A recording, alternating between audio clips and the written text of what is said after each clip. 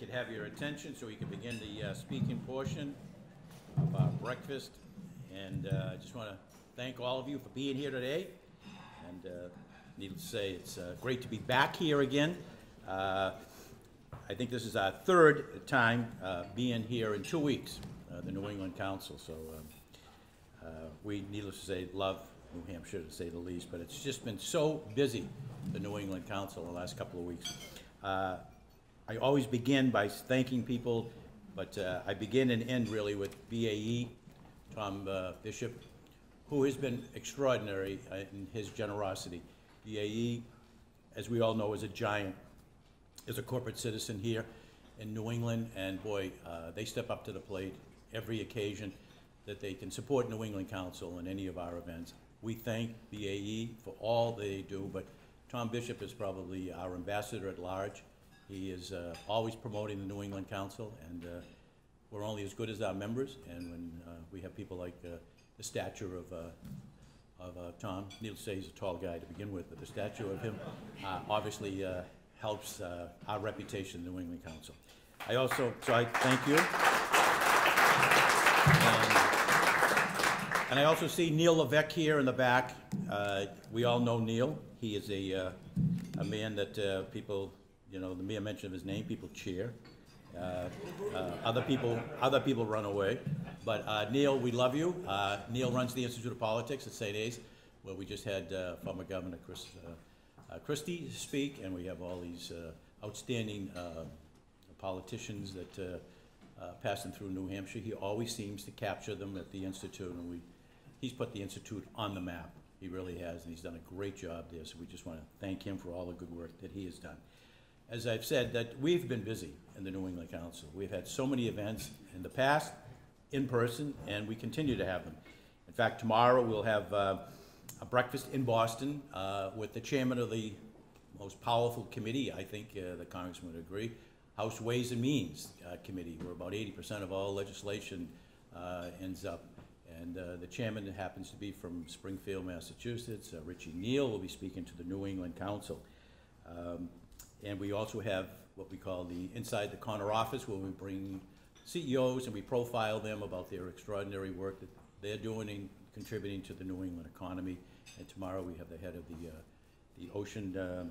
Woods Hole Oceanographic Institute. And on April 13th, we will hear from the Attorney General of the Commonwealth of Massachusetts, Maura Healey, will be speaking to the New England Council. Later in April, we are looking forward to visiting the southern portion of New England for Capitol Hill Report programs with Senator Jack Reed of Rhode Island, and also the Congressman from the 1st Congressional District in Hartford, John Larson, will be speaking to the New England Council. And last but not certainly least, we have our Washington event coming up on May 11th and 12th, and many of you have attended in years past. We hope that you'll support our leaders conference. Again, I think you'll enjoy it, and the weather will be, as usually, beautiful in that time of the year. So hope, again, all of you will consider participating. Registrations are online, and we also have opportunities for sponsorship. Now, the reason why we're here, the Congressman, Chris Pappas, obviously, you know, he's serving the second term, representing the great state here, the 1st Congressional District. In just a few short years on Capitol Hill, he has established himself as a leader on some very important issues for not just his district, but for our region. As a member of probably one of the most powerful committees, and that is the House Transportation Infrastructure Committee, he played a major role in shaping the landmark bipartisan infrastructure bill that was passed by Congress last year. Let me just say, as a second-term congressman, to be appointed to the infrastructure transportation bill is extraordinary. He was selected by the leaders of the House, where there was an opening, and they said, this is the person we want on that committee, knowing that the infrastructure bill is going to be front and center. We need somebody who is bright, articulate, will do a very good job representing not only his district, but all of New England. And it was a unanimous vote of the New England delegation to say, this is the person we want on the committee, which tells you a little bit about how they think of him. But That's a key appointment, and it's well-deserved, to say the least.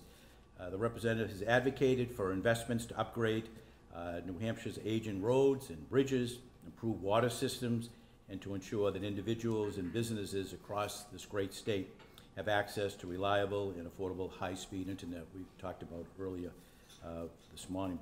He's also been a champion for our region's veterans, and I see our good friend here, Mr. Veteran of New England, from the home base, is here, and I know he's going to be talking to Congressman right after this. But the Congressman has been a champion to ensure that men and women who served our country and military have access to quality health care, including mental health and other very important services. Needless to say, we're delighted that he could join us today, and hopefully he can give us an update on what Congress is doing, what they plan to do in the remaining portion of this session as we move forward to the midterm election. So please join me in welcoming our guest this morning, the Honorable Congressman Chris Pappas.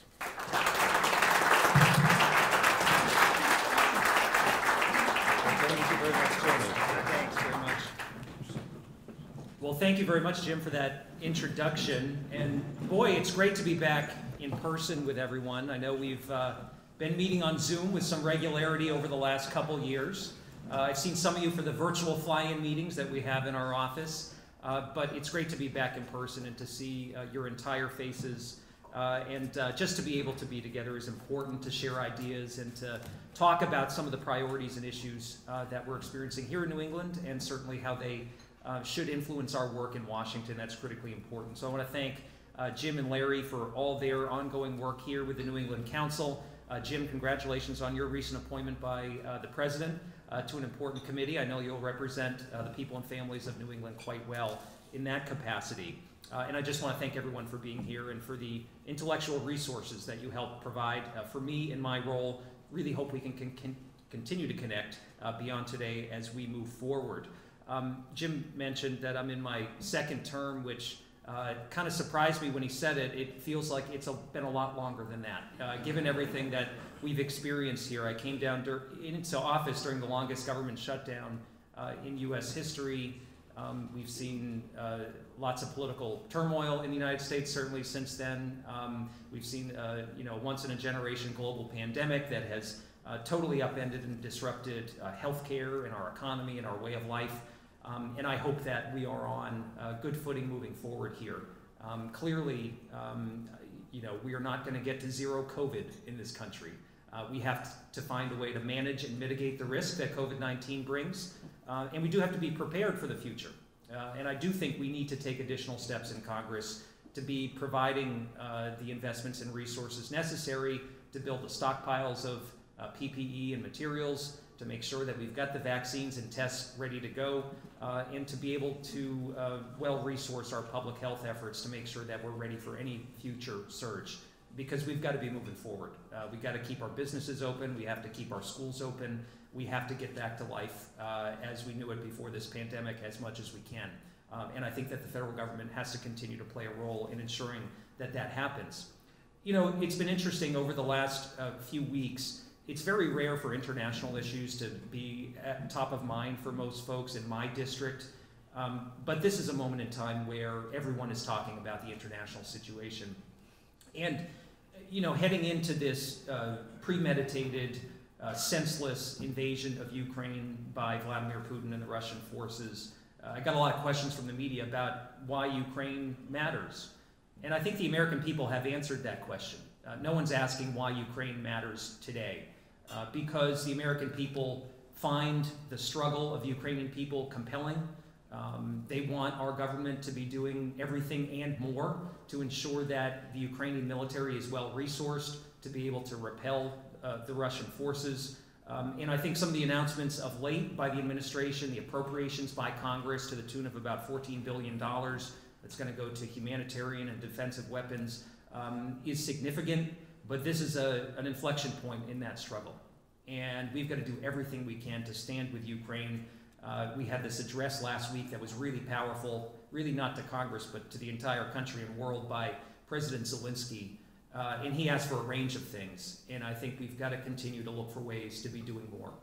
This is really not just about the struggle for Ukrainian independence, it's about the struggle of the free world versus authoritarianism and tyranny. And the American people know what side they're on, and our government has to show that with every possible resource that we can make available.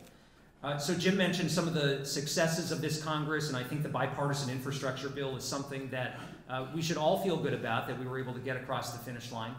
Being a member of the House Transportation Infrastructure Committee, I think I addressed this group probably 4 or 5 times over the last few years, talking about the prospect of getting infrastructure done.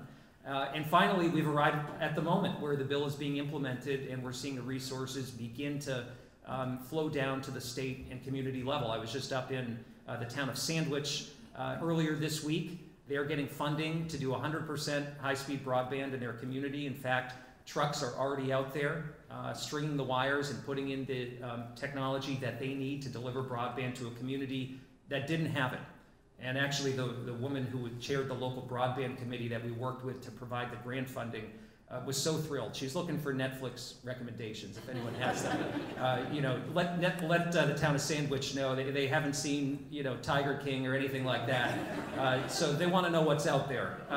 But look, this is a must-have. This is not a luxury anymore. And in the 21st century, we've got to ensure that all of our businesses, all of our homes can connect not just to entertainment services, but to government services, to telehealth visits and healthcare, to education, and to be able to participate fully in the economy is really important. So there's been significant resources that have come to New Hampshire through the American Rescue Plan. On top of that, through the bipartisan infrastructure bill, and we're going to take additional steps to make sure that all of our communities have the help that they need to be able to implement high-speed broadband. It is just a must.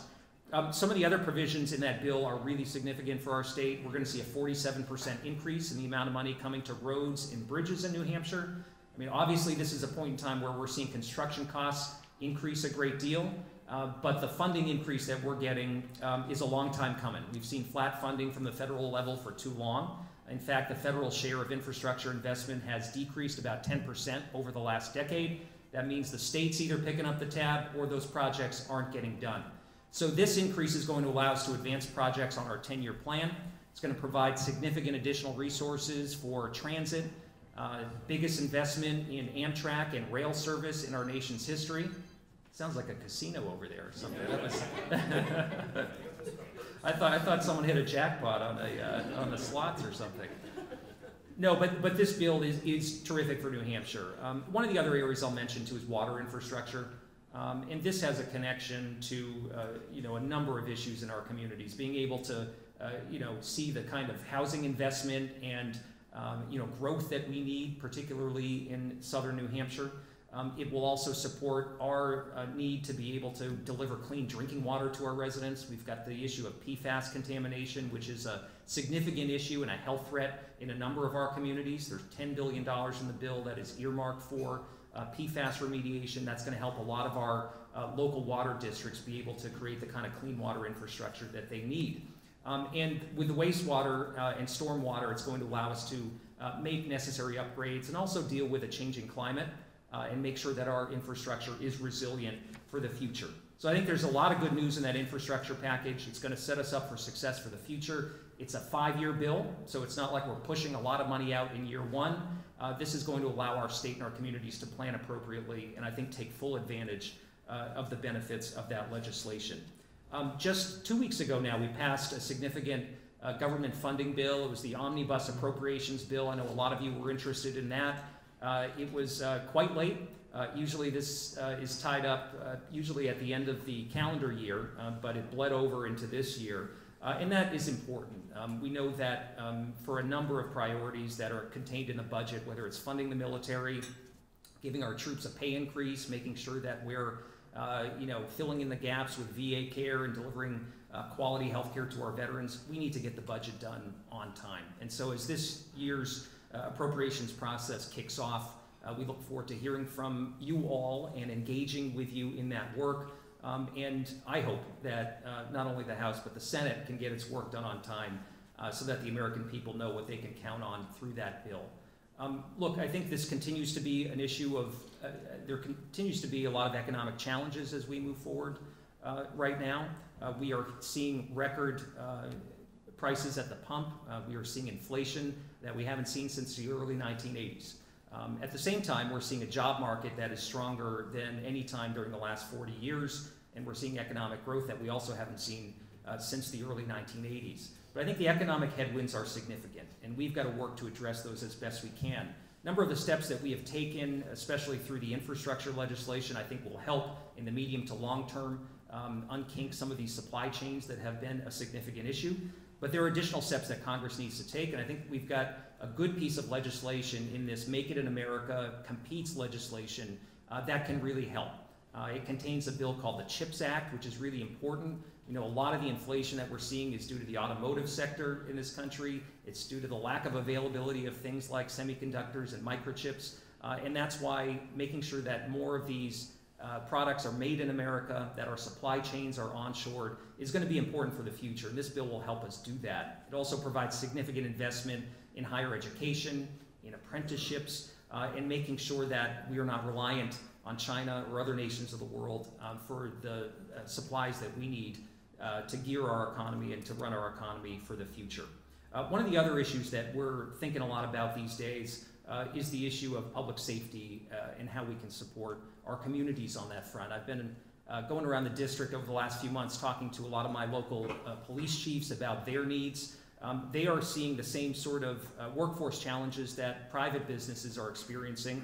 And so we need to give them some help to make sure that they can recruit and retain the officers that they need. And in addition to that, take the steps that they want to take to implement new technologies like body-worn cameras, to provide the kind of training that their officers need, to provide the mental health resources that our law enforcement officers and first responders need. So we've got legislation in the House that we're pushing to provide grants to small and medium-sized police departments. We're working on a bipartisan fashion to get that approved. But I think that could go a long way to help filling in some of the gaps that our local police departments and fire departments are experiencing right now as we come out of this pandemic, dealing with a number of the challenges that we're seeing. So there is a lot on the agenda. I'm always of the mindset that we are stronger when we listen to one another, when we work together, when we share ideas, when we go through the deliberative process, and when we find compromises on issues big and small. And I think that, you know, in my committees, infrastructure as well as the Veterans Affairs Committee, we're able to do that, I think, in a significant way.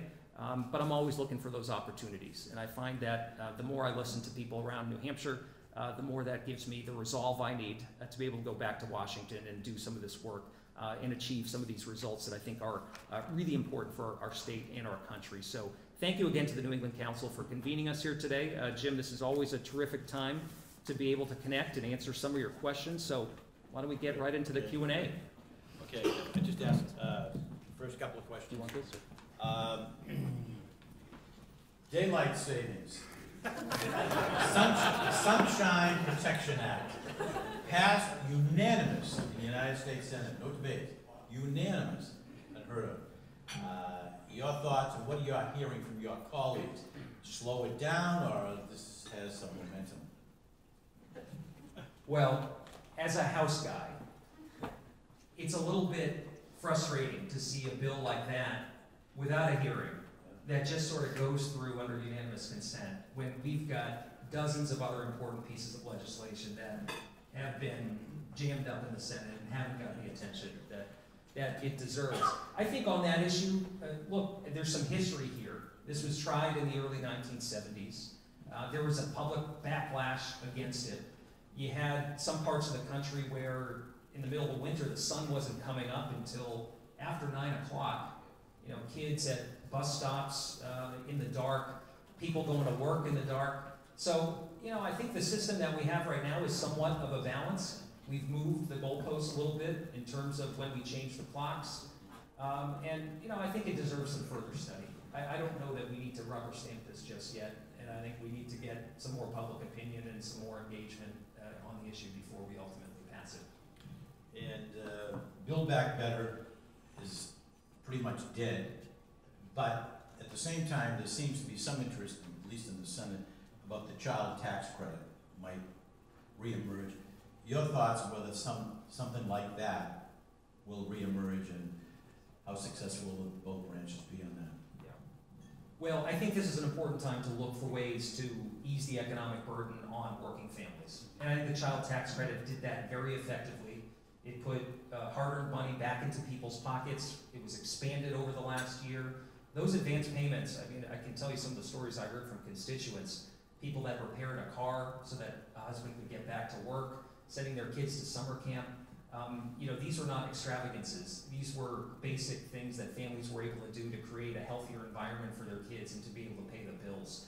So I think, especially as we see inflation raging right now, high gas prices, I think reauthorizing this expanded child tax credit could be one way to ease that economic burden. So that's something that I'll continue to push. In addition to that, you know, I think there's some components of the Build Back Better legislation that are critically important. First, climate change. We have to do something significant, and I think our window is closing on our ability to be able to really impact and stave off the worst impacts from climate change. And the tax credits that were in the legislation, it was a negotiated compromise with Senator Manchin and others in the Senate. I think they found it acceptable where it was by the end, would really unleash a renewable energy revolution that would not only create jobs and, you know, do some great things for our economy. We've got untapped resources in the Gulf of Maine here in New England that could help be unleashed through this legislation, but it's the responsible thing to do. I was just yesterday at a maple sugar operation in Hampstead, and we were talking about how this is one of the shortest seasons they've ever seen. They're tapping the trees earlier, and the sap is not running as late as it used to. And that's been a trend over a lot of decades. I was up north earlier, one of the shortest ski seasons that they've seen in a lot of years. And so we can measure this in a lot of ways. It's having an adverse impact on our economy. We are, you know, even in the state of New Hampshire, it's tens, if not hundreds of millions of dollars annually that we are experiencing in costs due to these severe storms, due to sea level rise and floods. And that's due in large part to the man-made impacts from climate change. So that's something we've got to address. And the last thing I'll say is prescription drugs. We've got, you know, 80–90% of people in this country that believe that we should be negotiating prices with drug companies, using the purchasing power of the American people. Do it the same way the VA does. We should be working to cap out-of-pocket costs for things like insulin, and also costs for seniors on Medicare. Those are common sense things, and I think we can get that done in a bipartisan way. You've got some good action in the Senate right now. Senator Shaheen, Senator Collins working on a fix to cap the insulin prices, and I think if they can get that through, that'll definitely pass the House as well. So that's some exciting news. But we've got to deal with these things in component parts. I don't think you're going to see one big omnibus reconciliation bill. Your colleague, Senator Hassan, wants to address the high cost of gasoline, and she wants to suspend the federal excise tax. Was it 18.4 cents on the gasoline? Your thoughts on whether this is get any momentum or any support? I don't know that it has the momentum that it needs, but I'm supporting it. We're co-sponsoring the bill in the House. It's 18 cents, but that's 18 cents on the gallon, and we are seeing prices that we haven't seen either since 2008 or even well before that. One of the frustrations I have is that we've seen prices per barrel come down quite a bit since the news of the Russian invasion of Ukraine, but yet we haven't seen the kind of relief that we should see at the pump based on those prices per barrel coming down. So I think we need additional oversight in terms of what these companies are charging, price gouging. I think there's an argument to be made there that's legitimate. But I do think that suspending the gas tax temporarily, but making sure that we're replenishing the Highway Trust Fund so that our infrastructure is not seeing disinvestment is a sensible policy to provide some relief. Questions for the Congressman? Hey, good morning, Congressman Nicholson from the Alzheimer's Association. It's nice to see you. Thank you for being here. You talked a little bit about workforce earlier, and it's something that I'm really concerned about as our state continues to be one of the oldest states in the nation. We have 26,000 people right now living with Alzheimer's or dementia, and we're losing a huge proportion of our healthcare workforce to things like travel nursing, and they can go across the border and earn better wages. Can you talk a little bit about some policy initiatives that we could take to bolster that workforce and think about how we're going to continue to care for our older population as that Alzheimer's and dementia problem continues to grow? Absolutely. And Gwen, thank you for your work and your advocacy. I know I've connected a number of times with the organization. We've got some great advocates and family advocates here in New Hampshire. And you know, folks sharing those personal stories really, I think, can help move us in the right direction in Washington. On the research front, making sure that we're providing additional appropriations to better understand Alzheimer's and dementia, and to make sure that when treatments are available, that they're affordable for individuals as well. But you talk about the caregiving aspect of this. This is so crucial for our state. I think we've got to look for ways to maximize the loan repayment programs that are available to make sure that we're getting the nurses and doctors and providers right here in New Hampshire, especially in underserved areas of our state. You think of northern New Hampshire and you know, communities in rural parts of this country. They're experiencing a shortage that even outpaces some of what we see here in southern New Hampshire. So that's some of what we've been advocating for, but I think we do have a generational issue here in New Hampshire. We see that. We're an aging state. We're the second oldest state you know, per capita in this country, and we've got to make sure we're making this an attractive place for young people to call home and start their careers. And I think we've got to look at the affordability issue. If you can't afford to go to college here, if you can't afford to find an apartment or a home here, then you're going to look somewhere else to put down roots and to start your family and to potentially practice and provide care for individuals who need it. We need those people here. So I think you know, looking at making sure that we're providing a kind of investment for our university system, you know, working on partnerships with the public and private sector to create pipelines into the workforce here, and making sure that we have the housing stock we need that is affordable is really important. There are a number of programs that I've been advocating to expand on the affordable housing front, but there's much more work to do there. So those are just a couple top line things that we're thinking about. But when it comes down to you know, the family advocates that I've been meeting with on Alzheimer's and dementia, they provided some really powerful stories, and we want to do all we can to provide the kind of support for research that can help unlock treatments and support that these people are going to need. Thank you for raising that. Other questions for the Congressman? Good morning, Congressman. Chris Saywas. Can you talk a little bit about your ongoing efforts for the opioid crisis, not only here in New Hampshire, but across the country, and continuing to fight for that and address it? Sure. Well, and Chris, thank you for your work. We really appreciate all that you do, all that our EMTs and first responders do out in the community. This obviously has been an issue where I think New Hampshire was early to recognize the heroin and opioid crisis, and we've really been a national leader in helping to draw attention to this. And we know that this issue has not gone away, even though the you know, addiction resources have increased over the last few years. We've got to make sure that people have coverage for mental health and addiction treatment and recovery services. That's critically important. But we also have to look at the issue of supply as well. And we're doing some work to make sure that we provide class-wide scheduling of fentanyl and analogs.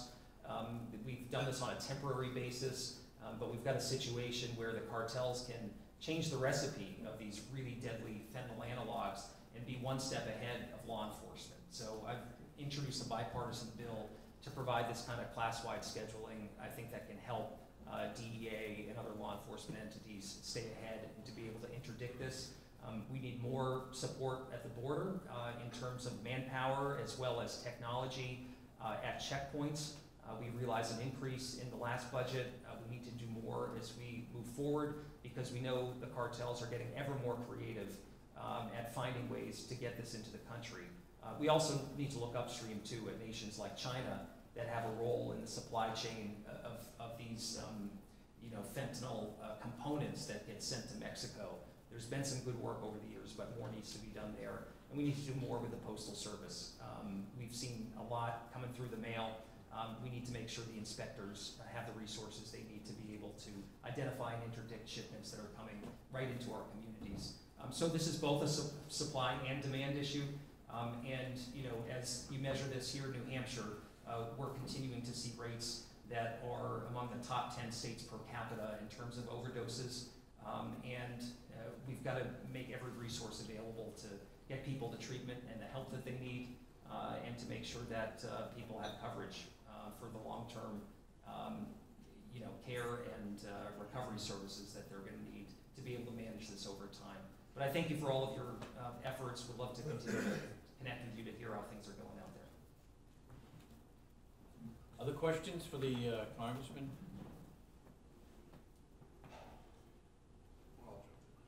Yes, sir. I don't really have a question, but Congressman Dan Stowski from Rising Tide Associates. I just wanted to compliment your leadership, jumping in on the Competes Act, taking a leadership role for American manufacturers, having the courage to go and amend the bill, to perfect already really good provisions like the Homeland Procurement Reform Act. So thank you for your leadership there. I guess if I do have a question, it would be that, there's, November is coming, right? So Competes was a very big bill, that the House really had to put together a lot of work to move after infrastructure, right? It was a second iteration of the bill. So between now and the summer, you mentioned things like the gas tax or daylight savings or whatever. What's it going to, is there a conference-wide sort of strategy moving into the summer as we pull away from COVID and there's a global conflict going on that sort of refocuses the conference and works down to members like you here in New Hampshire? Well, I think on the Competes Act or the Make It in America Act, whatever we're calling it these days, it looks like we're going to go to a conference committee on it. I think the Senate is headed in that direction soon. So that's good news. I think everyone wants to figure out a way to get to yes here. And look, it's just going to have to come down to how we structure a compromise and how we get it across. But we can't take no for an answer here. This is too important for our country today and tomorrow for a number of the reasons that I mentioned, whether it's workforce development or semiconductor investment. But you hit on an issue that I think is critically important to stress, which is, as we entered this pandemic 2 years ago, we were woefully unprepared in terms of the supplies that we had to keep people safe, the PPE that we needed. And we've got to rebuild our manufacturing base here in the United States. That is a health issue, it's an economic issue, it's a national security issue too. And so I was pleased we were able to get provisions in that bill to require our government to source more materials from domestic manufacturers, including small businesses. I think that could help a lot of our businesses here in New Hampshire. But we really need a culture shift in this country about honoring manufacturing careers, about stressing and creating those pipelines of good skilled workers into our businesses here in New Hampshire and across the country. And I think that could help solve a number of problems as we move forward that have been exposed over the last few years. So thanks for drawing attention to that. I feel hopeful and optimistic that we will get something done. And I think most people in the House are of the mindset that we may not get everything we want in the bill, and certainly we won't get everything that was in the House bill. But I think it may look more like what the Senate has initially passed, and I think many in the House would be just fine with that. We get, since Congressman serves on the Veterans Committee, we have the General here, Jack Hammond, who runs the home base program. I know they're going to have a little conversation afterwards, but many of you should be aware of what home base is all about. It's an extraordinary program. They take care of the Iraqi, Afghanistan vets all over the country, and they're a role model for other agencies to adopt. They have done an outstanding job. They're affiliated with the Boston Red Sox and Massachusetts General Hospital and Harvard. I mean, they do extraordinary work for the warriors that come home. And I know he's here, and he's been a great supporter of the New England Council, as we are of home base. So the question from the General, Jack Hammond. Congressman, first of all, thank you for your support for our veterans. One of the issues, a story was released last week that the suicides in the military, specifically the Army, have gone up 40% over the last 3 years. We know that's kind of a bellwether for veterans. The VA isn't exempt from that. It's the same cohort groups that are transitioning, and frankly, once they leave the service, a lot of times they're more vulnerable to suicide because they lose that sense of identity, and there's so many other competing factors. Has there been any discussion on your Veterans Committee on how we can better engage the private sector to help connect with this? The big challenge the VA, in my conversations with them of late, and with Senator Lynch's Oversight Committee back in November, is the fact that we lose 20 veterans each day, and that could be a low number. But only 6 are in active care with the VA. The Yep. other 14 are in the private sector. And it only makes sense when our veterans leave the military and they go into the private sector and they work at BAE and other great places, they have great insurance. And so if they have a Blue Cross insurance, they have a primary care provider, and they're affiliated with a hospital system, they tend to stick with those, and they've done that since World War II. I think we've really run the course with the VA. When I say that, on how we're evolving it over the past 18 years with no arguable improvement in the number of suicides we're getting, because frankly, 16 out of the 20 that die every day aren't being treated by the VA, and it's not the VA's fault. They're not going there because they're connected to other systems. I think we just need to take a look at how do we rearrange this where we work through the VA to support organizations that can engage, because we have academic medical centers that have these incredible resources across the country that can connect with them, an amazing healthcare system that can do that. The fear always in the veteran community is they'll get a very low rent version of insurance that nobody will accept. And I think trying to tackle this and figure out what's a premium insurance, premium rate that they can pay to get the best care possible, not discount care. And I know the VFW has been concerned with that as well. But we've got to find a hybrid solution somewhere, because we're continuing to lose all these warriors every day because they don't either access or have access to the VA care. And again, I know I went on more of a discussion than a question, but the question mark at the end of it is, are there any discussions looking at pivoting a little bit and looking at reimagining the way the VA delivers their care in partners? Yeah, thank you for the question. And I mean, you draw attention to an issue that is a crisis. It's 20 on average veterans, service members, members of the Guard and Reserve who die by suicide every day in this country. 20 each and every day. It's just an unfathomable statistic, and you're absolutely right. VA cannot solve this problem alone, and we've got terrific folks outside the VA umbrella that are leveraging resources at the community level, are working with veterans, and they should have the opportunity to be a part of that network. So legislation that we passed in the last Congress, the Roe Isaacson legislation, authorizes some partnerships with entities outside of VA. That was an important step forward. Obviously, we've got the community care model that has gotten off the ground. It had a rocky start with the Veterans Choice Program, now the Mission Act, but things are, I think, coming into focus with community care. But that should be, a vehicle and a model, I think, that we continue to work to perfect. And when it comes to mental health, we've got to make sure that it's not just VA doing this work, that there are a host of community partners that are empowered and engaged and are addressing this. It is a multifaceted problem. We've done a lot of work on the Transition Assistance Program. We've got legislation that looks at the disparities with the Guard and Reserve and looks to provide the same sort of discharge paperwork for members of the Guard that the DD-214s that members of the military get. That's one step, but providing that warm handoff and making sure that as folks leave the military, they understand what resources are out there for them, both through VA, but others in the community, is really important to address this. And then there's the societal issue that we're all contending with. Knowing the signs of mental illness, making sure that we're able to talk about it as a health issue, which it is. I think that is starting to change, but it can't change fast enough for so many of these heroes that are struggling and aren't getting the help that they need. So thanks for your service and your work. I look forward to continuing to chat with you a little bit more about that. Maybe one final question? Joe Murray, Fidelity.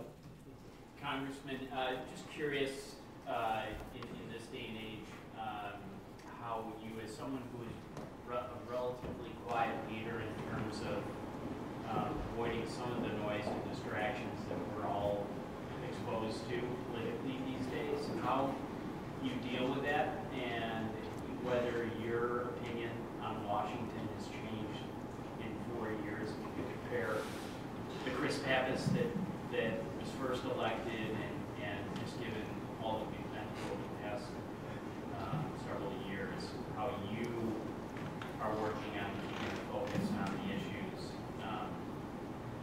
away from the distractions. Yeah.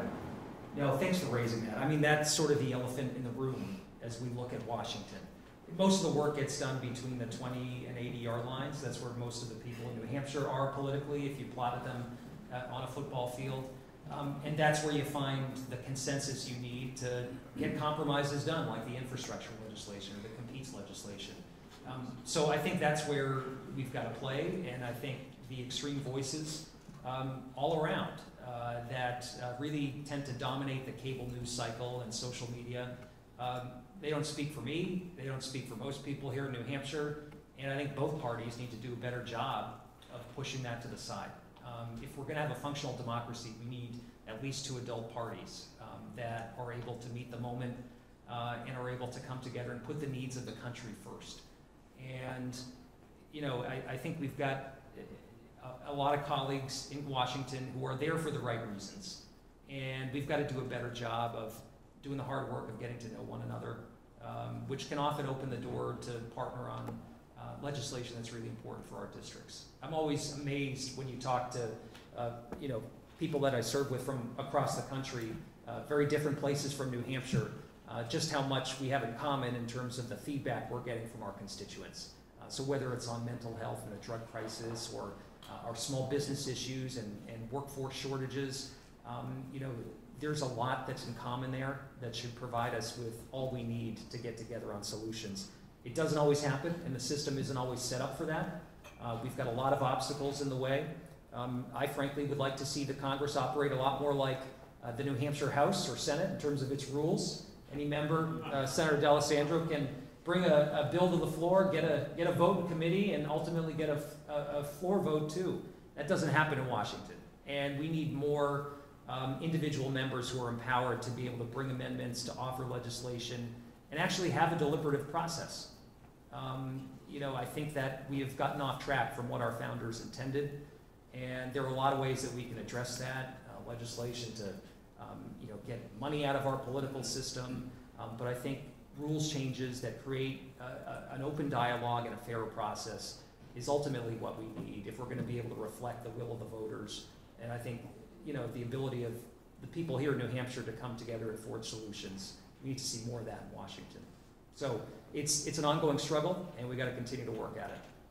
But you know, I enjoy it and want to keep at it. So thanks, Joe, for the question. Well, thank you, Congressman, and continued success and good luck in that session. Thank you very much.